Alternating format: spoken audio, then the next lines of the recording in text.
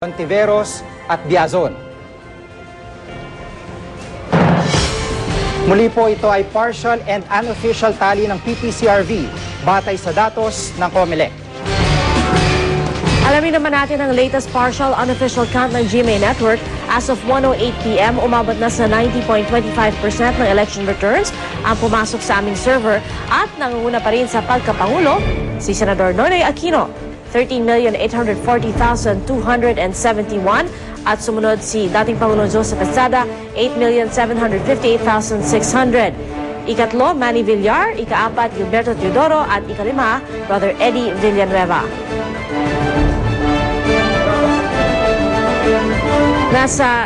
Pagdating naman po sa pagka-vice-presidente, nanguna pa rin si Makati Mayor Jejomar Binay na may 13,490,262. Sumunod si Mar Rojas, 12,679,472. Pangatlo, Legada. Pang-apat, Bayani Fernando. At pagdating sa ikalimang pwesto naman sa pagka-vice-presidente, Edu Manzano. Perfecto Yasay, Jay Sonsa at sa ikawalong pwesto, Dominador Chipeco. Sa pagka-senador naman, naiproklama na po kahapon ang top 9 at sa ngayon, sa ika-10 pwesto, si Sergius Menya at sa ika-11 pwesto naman, sumunod, Lito Lapid. Sa ika-12 pwesto, Jefisto Gingon III, sumunod Risa Ontiveros, Rufy Biazon at Joey De Venecia. Inuulit po namin, partial at unofficial po yan base sa datos ng COMELEC. Kaligtasan mo sa Alerto 24. Magkapatid patay sa panibagong sunog sa Muntinlupa. Iba pa yan sa malaking sunog na naibalita po namin kagabi. Si Steve Dailisa, naka-Alerto 24. Halos wala nang natira sa dalawang bahay na ito matapos matupok ng apoy bandang alas 10:30 kagabi. Kwento ng isang residente, nagmula man ang sunog sa bahay ng isang alias Toto. May kaaway raw siya at matapos ang kanilang pagtatalo, nagsimula na raw ang sunog. Tapos yung apoy dito, lumipat dito sa kabila. Yun na, hindi na namin naanuhan kasi wala na rin kaming tubig. Huli na yung dumating yung bumbero, tinapos pa yata ng hose. Namatay sa sunog ang magkapatid na Edlin Sandoval, 18 taong gulang, at Mark, 10 taong gulang. Naisugod naman sa ospital ang isa pa nilang kapatid na si Lian na nagtamo ng second-degree burns. Iniimbestigahan pa kung sadyang sinunog ng suspect ang kanyang bahay. Ang may 4,000 na sunugan naman kahapon sa Barangay Kupang, humihingi ng tulong. Karamihan sa kanila nananatili muna sa mga tent sa gilid ng kalsada at mga bakanteng lote. Kanina namigay ng relief goods ng GMA Kapuso Foundation. 800 bahay ang natupok sa sunog nagsimula bandang alas 4 ng madaling araw kahapon. Umabot ito sa general alarm at idineklarang fire out matapos ng halos 8 oras. Walang naiulat na nasawi. Nangako naman ng tulong si Muntinlupa Mayor Alvin San Pedro para sa mga biktima. Steve Dailisa, naka-Alerto 24. Arestado ang kasalukuyang mayor ng Plaridel, Misamis Occidental dahil sa paglabag sa COMELEC gun ban. Nahulihan na mabaril si Mayor Ernie Clarete at 4 niyang bodyguard sa isang checkpoint sa Batangas Port. Kabilang sa mga na-recover ay isang M16 rifle na expired ng lisensya. Ayon sa pulisya, may nagtip sa kanila ng parating na shipment na maarmas mula sa Visayas, kaya naglunsad sila ng checkpoint. Kakasuhan ng paglabag sa gun ban sina Clarete bukas, tumanggi magbigay ng payag si Clarete. Paalala lang po mga kapuso, hanggang June 9 pa po ang election gun ban.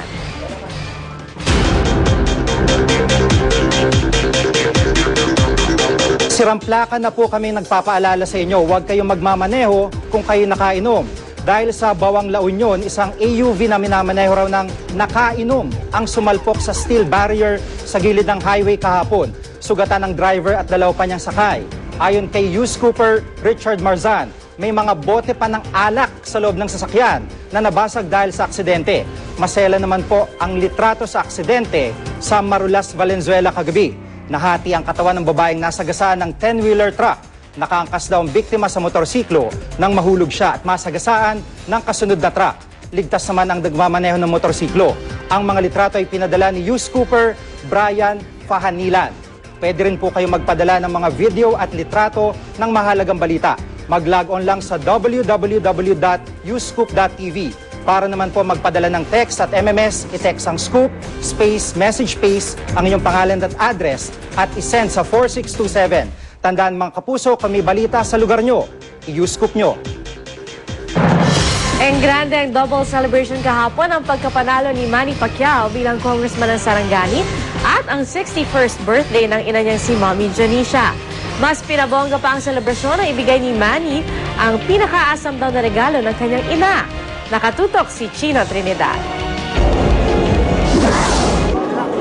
Sa kanilang double celebration kagabi, isinantabi muna ni Manny Pacquiao ang kanyang pagiging politiko at sa halip ay siniguradong magiging masaya ang pagdiriwang ng ika-61 kaarawan ni Mami D. Pasasalamat na rin ito ni Pacquiao dahil pinayagan siyang lumaban muli ng kanyang nanay. So kung may stop na siya, sabi sa akin na please na lang, nag-please siya sa akin, huwag mo ako pahintuin, isa naman lang. Ayoko namang labag sa kanya o magdamdam siya na suwayin ko yung niya. Nire-respeto ko naman. Kung walang mama, walang Manny Pacquiao. Hindi pa kukumpleto ang selebrasyon ng birthday ni Mami D kung wala ang kanyang pagsasayaw. Matapos ang ilang pagpapalit ng costume at 2 dance number, inihandog ni Manny sa kanyang mahal na nanay ang isang regalong matagal lang hiling ni Aling Junisha.